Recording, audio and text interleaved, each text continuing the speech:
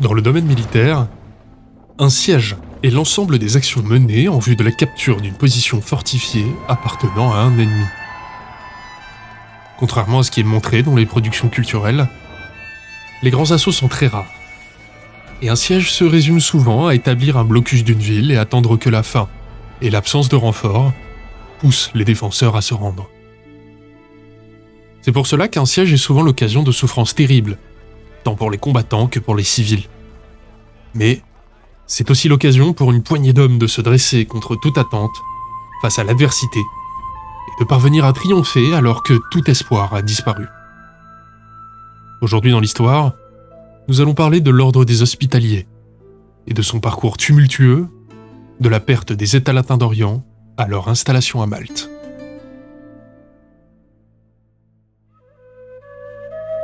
L'histoire de l'ordre de Malte, ou plutôt de l'ordre de Saint-Jean de Jérusalem, plus communément connu sous le nom d'Hospitaliers, remonte à la fin du XIe siècle. L'ordre religieux militaire se crée en même temps que l'ordre du Temple et va participer à la plupart des combats en Terre Sainte pendant les croisades. L'ordre est présent, pendant cette période, non seulement en Terre Sainte, mais également un peu partout en Europe, où il détient de nombreuses propriétés. Malheureusement, avec la chute de Saint Jean d'Acre et des dernières possessions croisées au Moyen-Orient, les ordres religieux vont perdre de leur importance en Europe, dont l'exemple le plus violent est l'arrestation puis l'exécution des Templiers. Maudits! Vous serez tous maudits! Jusqu'à la 13e génération! Horace! Mais le malheur des uns fait le bonheur des autres.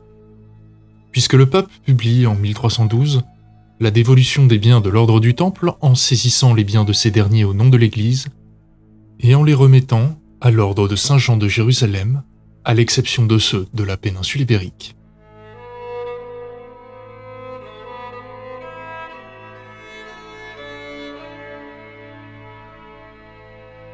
Le siège de l'ordre de Saint-Jean resta toutefois loin de l'Europe et toujours tourné vers l'Est.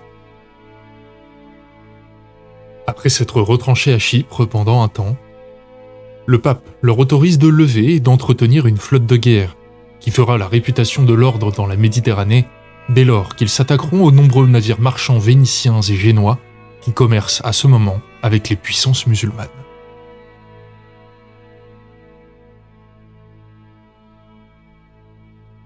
Les Hospitaliers, néanmoins, ne souhaitèrent pas en rester là et se tournèrent vers un adversaire encore imposant pour l'époque, l'Empire byzantin. Ils offrent à l'empereur Andronique II de prendre le contrôle de l'île de Rhodes tout en reconnaissant sa souveraineté et en lui assurant le soutien de 300 de leurs meilleurs chevaliers pour combattre les Turcs.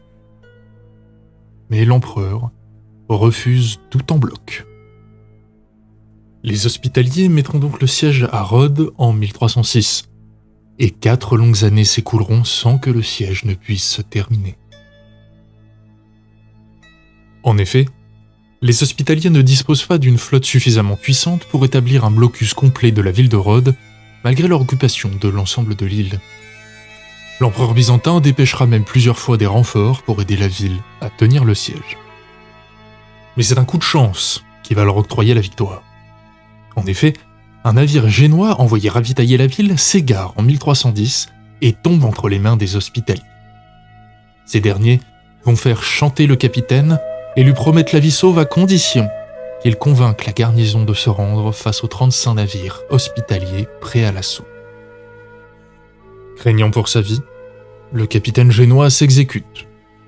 Et la ville tombe le 15 août 1310, et un couvent des Hospitaliers y est déplacé. Dès leurs installations, ils entament des actes de guerre contre tous les commerces entre les sultanats orientaux et l'Europe. Mais surtout, imposent de nombreuses batailles navales aux Turcs, les vainquant à plusieurs reprises et assurant la domination de leur île pour près de 2 siècles.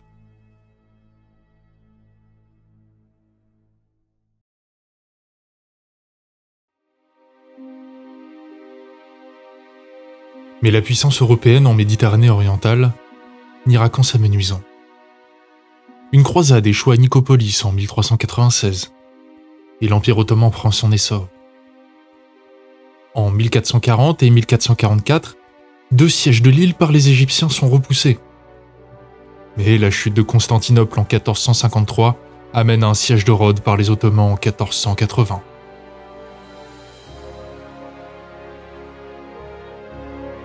« 100 à 160 vaisseaux ottomans sont envoyés avec 10 à 20 000 hommes, face à 3 000 à 5 000 défenseurs. Plusieurs affrontements et tentatives de débarquement ottoman eurent lieu, mais la plupart furent repoussés. La plus importante eut lieu le 27 juillet 1480, lorsque 2500 janissaires s'emparent de la tour d'Italie à l'est de la ville. Cette position menace directement l'ensemble des défenses. Et Pierre d'Aubusson, le commandant de l'ordre, mena ses hommes personnellement à la reprise de la position. Il sera blessé 5 fois durant la bataille. Mais à l'issue de 3 heures de combat, les chevaliers eurent décimé leurs ennemis, les poussant à la retraite. Sautant sur l'occasion, et malgré leur infériorité numérique, les hospitaliers sortirent de la forteresse pour mener une contre-attaque qui mit en déroute l'armée et la flotte turque. Seule la mort de Mehmed II épargnera à l'ordre un second siège dans la foulée. Rhodes était sauvé. Mais la position de l'île, bastion chrétien des îles grecques, est difficile à tenir et les hospitaliers le savent. Ils se préparent chaque jour au retour des Turcs. Pendant plusieurs années, ils demanderont du soutien aux Européens. Mais la période des croisades dont ils sont les derniers représentants est définitivement révolue. Et les royaumes européens étaient plus concentrés sur leurs propres problèmes et conflits. Côté ottoman, Soliman le Magnifique prend la tête de l'Empire en 1520 et projette de s'emparer de l'île quoi qu'il en coûte. Une immense flotte, entre 200 et 400 navires, dit-on, est rassemblée à Constantinople, puis part pour Rhodes, où elle arrive le 26 juin 1522. Malgré un appel du pape Adrien VI, les défenseurs devront se battre seuls cette fois-ci. Entre 8 et 16 000 hommes devront faire face à plus de 70 000 Ottomans envoyés s'emparer de l'île. Fidèles à leur réputation de défenseurs acharnés, les hospitaliers font payer chèrement chaque assaut ottoman. Et rapidement, le siège s'enlise et l'armée ottomane est décimée autant par ses assauts infructueux que par la dysenterie.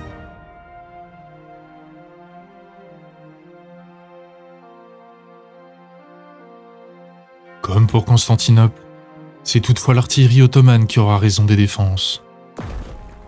Les bombardements incessants font s'effondrer plusieurs tours le 14 novembre, ce qui empêche les défenseurs de se défendre convenablement.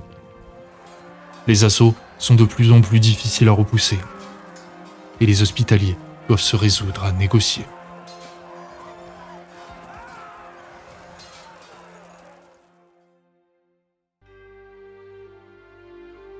Le 19 décembre, le grand maître de l'ordre, Philippe de Villiers de l'Isle-Adam, livre la ville, en échange de la liberté pour ses 160 chevaliers survivants, ainsi que pour les Rhodiens souhaitant quitter l'île, au nombre de 4 à 5 000.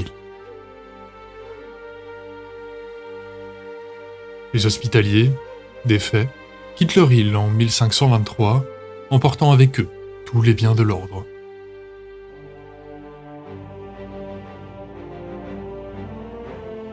Commence alors pour l'ordre une période d'errance de 7 ans. Ils passeront un temps dans la ville de Civitavecchia, près de Rome, avant que le pape ne les héberge à Viterbe pour un temps. Et les États européens commencent à lorgner sur les possessions de l'ordre et cela force les hospitaliers à se déplacer pour défendre leur prieuré. Ils passent successivement à Corneto, Villefranche-sur-Mer, Nice, Augusta puis Syracuse, avec durant toute cette période l'espoir de retourner à Rhodes.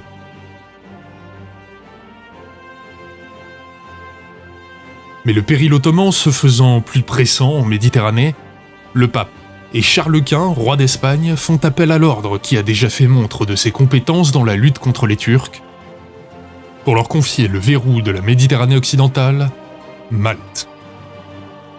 Malgré les défauts de l'île, notamment son climat, le manque d'eau et d'agriculture, les hospitaliers acceptent.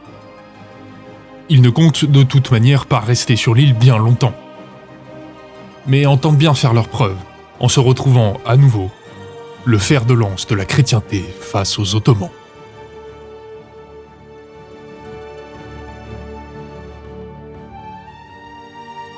Mais à la même période, les Ottomans ne sont pas le seul danger. La réforme protestante s'empare de l'Europe du Nord et menace aussi l'ordre, car toutes leurs possessions y sont sécularisées. Le roi Henri VIII d'Angleterre supprime la langue d'Angleterre et prive ainsi l'ordre d'un autre vivier d'hommes venus des îles anglaises. Sans cette réserve d'hommes, et avec la menace des Ottomans et des Barbaresques, les Hospitaliers vont faire plusieurs choses en prenant place sur l'île de Malte. Tout d'abord, ils délaissent la capitale, Mdina, pour lui préférer la baie de Marsa, défendue par le fort Saint-Ange. Le siège de l'ordre devient Birgu, une bourgade déjà existante qui est étendue. De nouveaux bastions sont érigés à Birgu dans les années 1540. Puis, le fort Saint-Michel est érigé au sud de la ville. Et finalement, c'est le fort Saint-Elme qui est installé à l'extrémité de la péninsule de Xibéras pour interdire l'accès à la baie. Mais tous ces préparatifs ne cachent pas l'objectif de l'ordre de ne rester que temporairement à Malte, avant de retourner à Rhodes.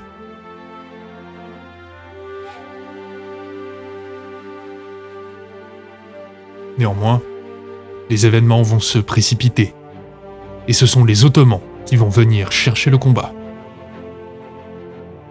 Les Hospitaliers, malgré leurs travaux sur l'île, ne restent pas inactifs en Méditerranée, et ils arment de nombreux corsaires pour s'en prendre aux navires ottomans. La raison, par l'ordre chrétien d'un navire armé par un membre éminent du sérail de Constantinople, fait grand bruit dans la capitale turque. Soliman le Magnifique, qui règne encore sur l'Empire, lorgne sur Malte et sa position stratégique dans la Méditerranée qui l'aiderait considérablement dans sa lutte contre l'empereur espagnol Charles Quint. Et c'est là l'occasion toute trouvée de justifier l'invasion de l'île par les forces ottomanes. Dans un premier temps, la plupart des conseillers militaires du sultan lui déconseillent de s'attaquer à l'île. En effet, elle se trouve bien plus éloignée que ne le fut Rhodes, et beaucoup plus aride, ce qui rend l'entretien d'une armée de siège très difficile. Mais, sous l'impulsion de Mustapha Pacha, le chef des armées, et de Piyal Pacha, le chef de la marine, le souhait de Soliman l'emporte, et l'arsenal de Constantinople se met à tourner à plein régime pour préparer l'expédition.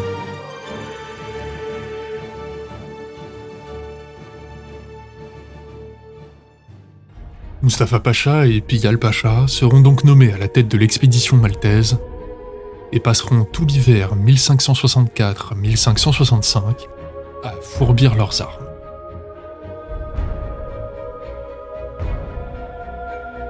Ils auront à leur disposition 30 000 hommes, dont 6 000 janissaires et 9 000 sipahis, qui seront soutenus par près de 200 navires de guerre.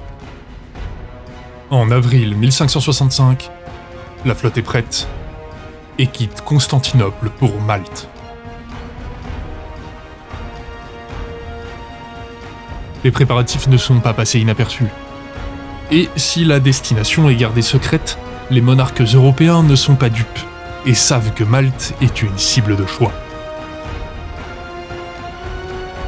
Jean de La Valette, maître de l'ordre, a fait battre le rappel de tous les membres de l'ordre au travers de l'Europe. Et les Hospitaliers se préparent pour un terrible siège avec moins de 10 000 hommes pour faire face à l'empire dominant du siècle.